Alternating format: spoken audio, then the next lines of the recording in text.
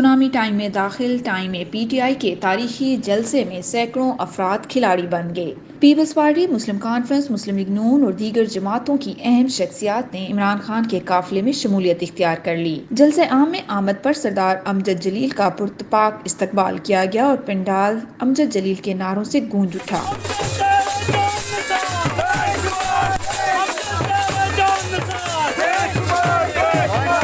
जलसा की सदारत यूनियन कौंसिल टाइम के नायब सदर सैयद आतिफ शाह ने की, जबकि मेहमान खुसूसी सरदार अमजद जलील थे।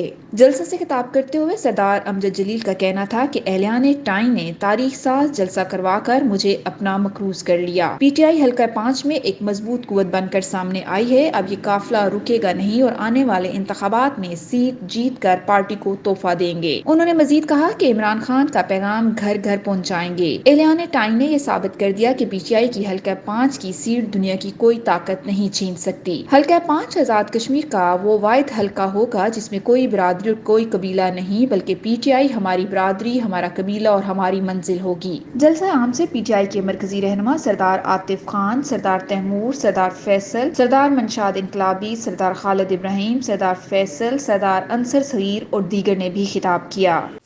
ताज़ा तरीन सूरत-ए-हाल से बाखबर रहने के लिए हमारा चैनल सब्सक्राइब कीजिए और बेल का आइकन दबाना मत भूलिएगा। अल्लाह हाफ़िज़।